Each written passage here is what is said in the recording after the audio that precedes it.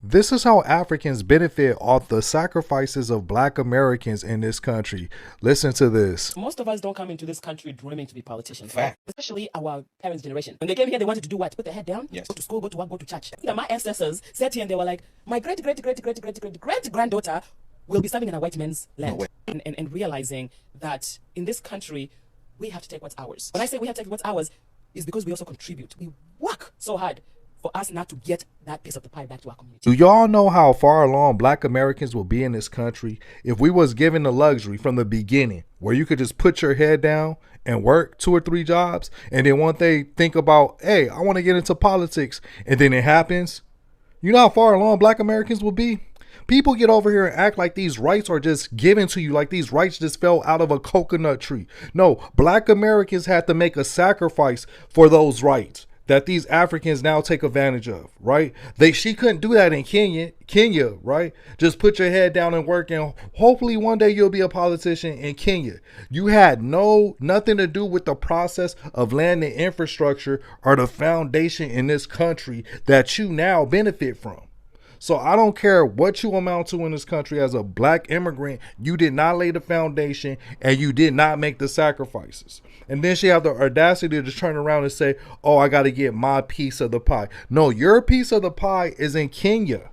How come you're not getting a piece of a pie in Kenya? And we're talking about, this is the first Kenya-born elected politician in Minnesota. Which, you know, go figure, is Minnesota. That's becoming East Africa right now, if you think about it. Because all the Somalis in Africa, they usually go to Kenya as refugees, you know, to escape Somali. So they're turning Minnesota into East Africa. But back to my point is, you wouldn't even have the luxury or the opportunity if Black Americans never made the sacrifices in the 60s.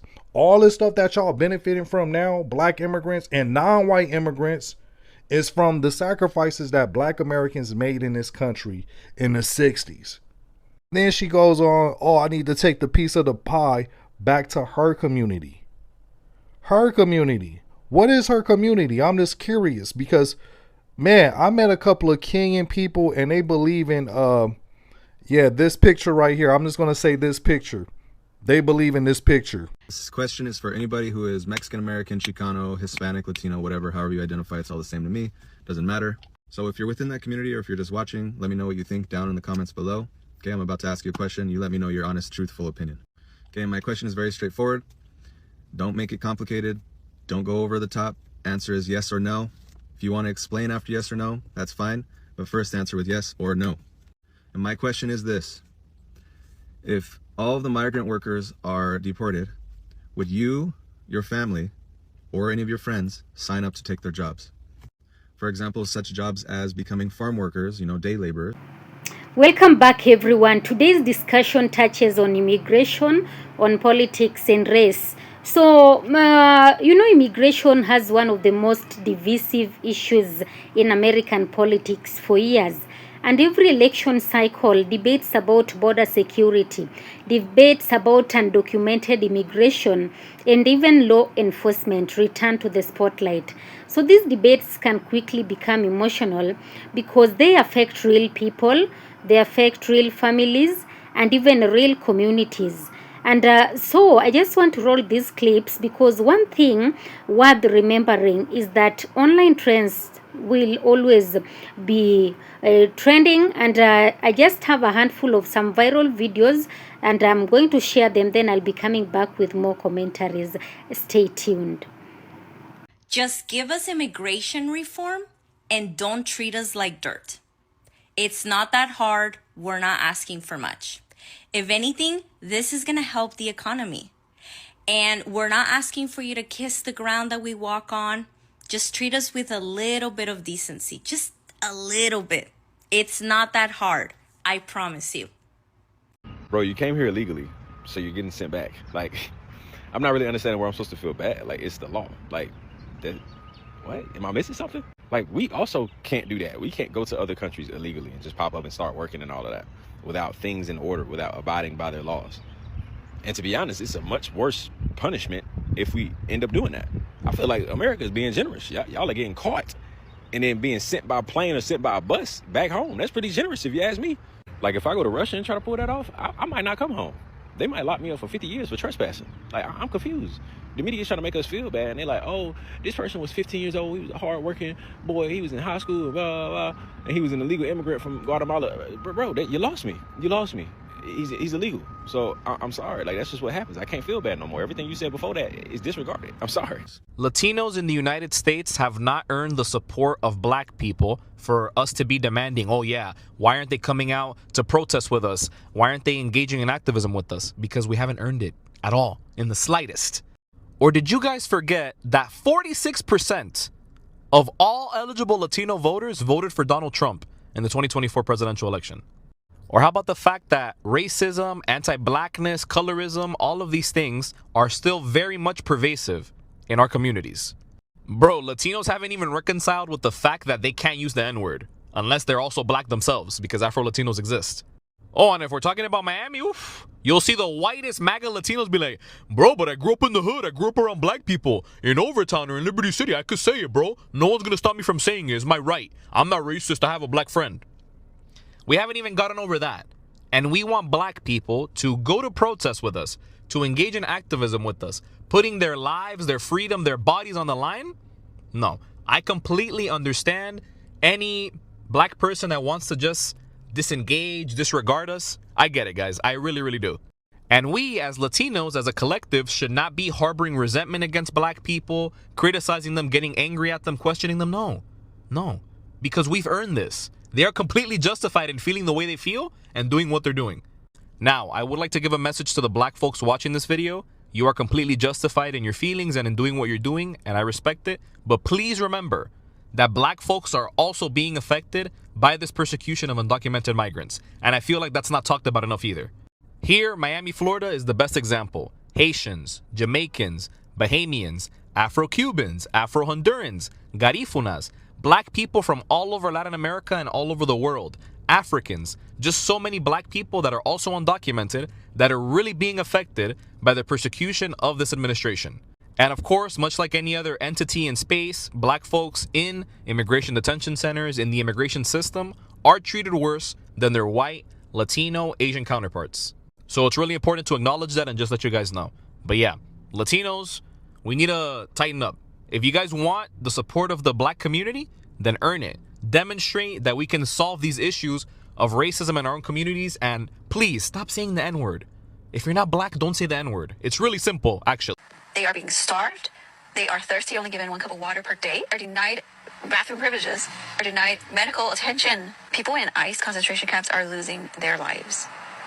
And don't even think about saying FAFO, fuck around and find out, to these people in ICE detention centers. It is a shame that members of the black community started the trend, and so many other people followed. This is an updated voting poll. Brown people voted for Kamala Harris more.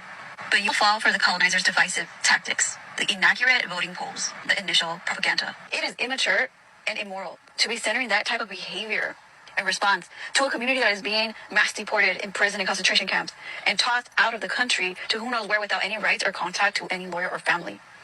When we should be focused on solidarity, and this has to stop immediately. Especially those of you who claim to be activists perpetuating this FAFOBS nonsense. Shouts out to Aaliyah, because this is where it was on her page when I first saw this lady, this Mexican lady. And then I went to her page and she doubled down and literally said that they helped us during the Civil War, which is a lie. And the Mexicans helped free the slaves. First of all, Mexico has slavery themselves that wasn't abolished until 1829 or 1830 or something, somewhere around there. And the president that abolished slavery in Mexico was Afro-Indigenous. I don't know why they keep leaving that part out. He looked more like a negro than he looked like. Y'all picking up what I'm putting down? And when we were down there, we was fighting beside them. We was helping to protect their borders. They conveniently leave that out. All this civil rights, nobody that was not fighting with us for civil rights. Is a lie and a scam, not as a collective. And they know a lot of them are anti-black. It is so crazy that they keep blaming us. First of all, we've been saying fuck around and found out, just like we've been saying a whole bunch of other shit that they co-opt and steal and turn into something else. Fuck around and found out never really had no political Meaning, that's just how black people talk. Bitch, fuck around and find out. That's how we talk. Why do they keep blaming us and centering us when we are not the ones that's putting them in concentration camps? We do not yield, nor do we hold the power to deport them. They are focusing on the wrong people. Why y'all not mad at MAGA? Why y'all not sticking it to the white man? I mean, we just got to call it a spade a spade. It's so weird that the Mexican and the Latino community keeps coming for black people. It's because we're not putting our bodies, we're not sacrificing our bodies and going and running out and standing on the front lines. Is that what it is? Why they got so much animosity toward us like we're the ones that's doing this to them? We're not inflicting any pain on you. And as per Aaliyah's video, because I never saw that initial video, she played a video of a bullhead clear guy coining fuck around and find out for political purposes. Once again, stealing our shit, renaming, reclassifying it, giving it a different meaning. We're not making fun of y'all like that. We really ain't. We don't give a... It's unfortunate, but stop blaming. You're pointing, You know, political discussions also become more complicated when race is introduced. Instead of focusing on policies, people sometimes begin blaming entire communities for problems they did not create. That rarely leads to productive conversations. And if immigration laws should be enforced, then they should be enforced fairly and consistently, regardless of a person's race or ethnicity. And likewise, if policies need reform, those conversations should be based on facts and evidence rather than assumptions about entire groups. Yes, so America, you know, has always been a nation shaped by immigration and diversity. Different communities often disagree about how immigration should be managed, but disagreement does not have to turn into division. We have politicians who frequently benefit when voters are focused on blaming one another instead of discussing practical solutions. And that's why it's important for citizens to examine claims carefully. Yes, and avoid spreading stereotypes. You know, constructive conversations focus on actions and policies rather than assigning motives to entire racial or ethnic groups. Yes, so just tell me, what do you think? Do you believe that social media exaggerates political disagreements? And how should conversations about immigration be handled in a way that is both fair and respectful? Just share your thoughts in the comments. Remember to keep the discussion civil. Remember to keep this discussion respectful towards everyone, even if you disagree. Yes. So if you enjoyed this commentary and want more thoughtful reactions to current events and also to the trending topics, don't forget to like this video. Please subscribe to the channel and also turn on notifications so you won't miss the future uploads. Yes, and let's also have it in mind that you know, across social media, people have been debating these claims that these individuals are calling for tougher immigration enforcement, while others are arguing these conversations are unfairly targeting certain communities. And as always, let's just separate emotion from evidence and have a thoughtful discussion in the comment section. Yes, and I can always say that every election cycle, there are always such like spotlights. Yes, so let's just get into the comment section. Let's discuss everything. See you in the next video. Of course, all credit belongs to the original creators of the video, and this video is meant for educational purposes and commentary purposes as well.